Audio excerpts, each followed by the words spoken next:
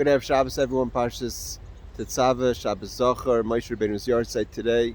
It's all connected. We know this is the only parsha in the Torah since Moshe was born. His name is not mentioned because of his self-sacrifice on behalf of the Jewish people. After the sin of the golden calf, he insisted that God forgive the Jewish people, otherwise to erase his name from Torah. And of course, the battle of Amalek is a battle that has to be won through the strength of Moshe. Like Moshe's hands, when they were lifted up, the Jewish people were victorious in the war. We need Anshe Moshe. This is connected to Purim, the Shabbos before Purim, Zacor. That is the idea of Moshe's tefillos, prayers on behalf of the Jewish people in the time of the decree of Haman.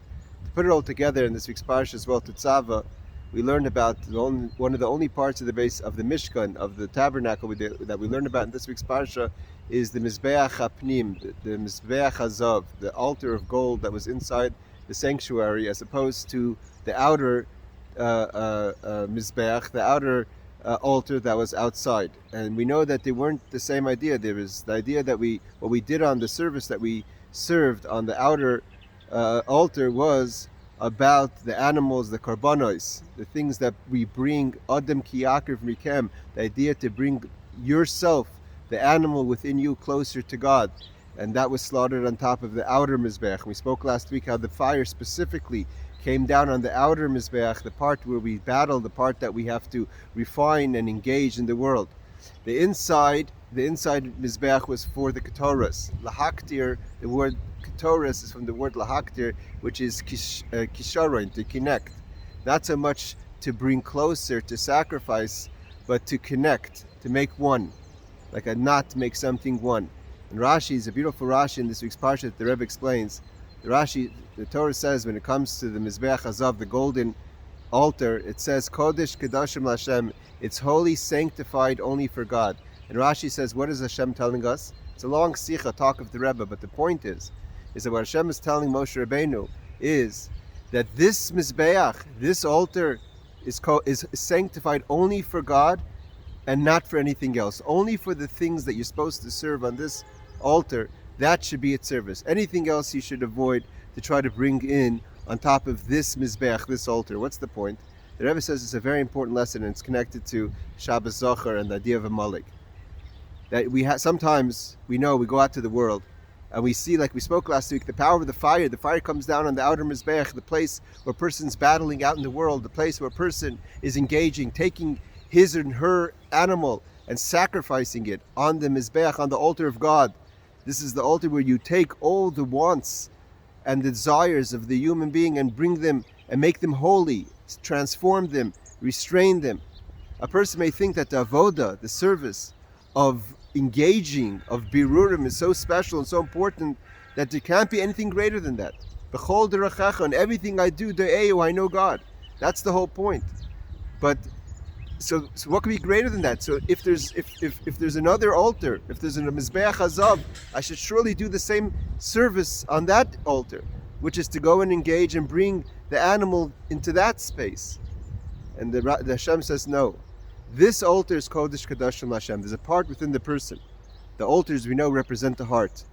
The outer heart and the inner heart. The outer heart, the part that is vulnerable, that's out there, that's feeling, that's engaging. Yes, that's the struggle that you have to bring to God.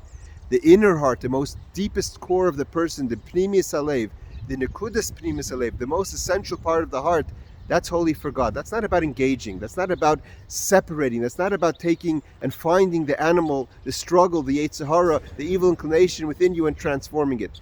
The inner part of the person is always solid. The inner part of the person is only about an expression of my connection to Hashem. And how does this connect to Amalek? We know that one of the other parts of the Kohen Gadol that we learn about this week's parsha is the show plate, is the tzitz, the part that was on the forehead of the Kohen Gadol. And the reason it says that Moshe had to make it was because in the mind of the person, the das, the connection that person has to Hashem, that's in order to maintain it.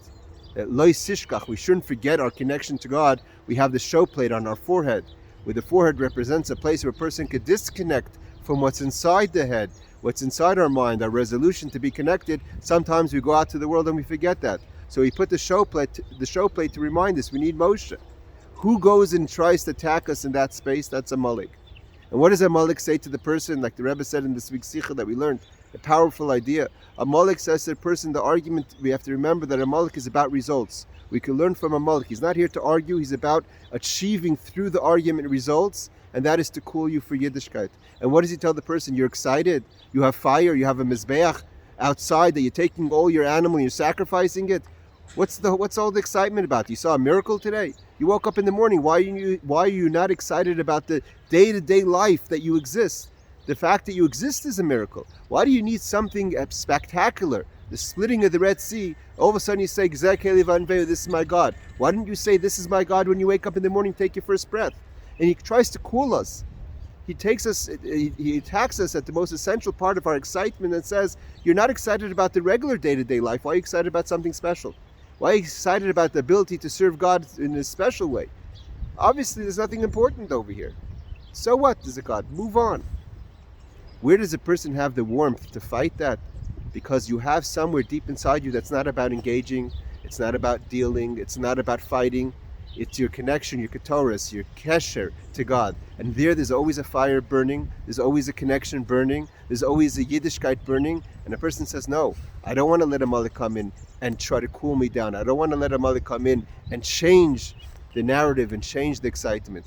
So between the tzitz that's outside the person, on the forehead, and the Mizbeach Hazav, the golden altar inside the person, gives us the strength to battle Amalek Leisishkach. We don't forget them, we stay connected.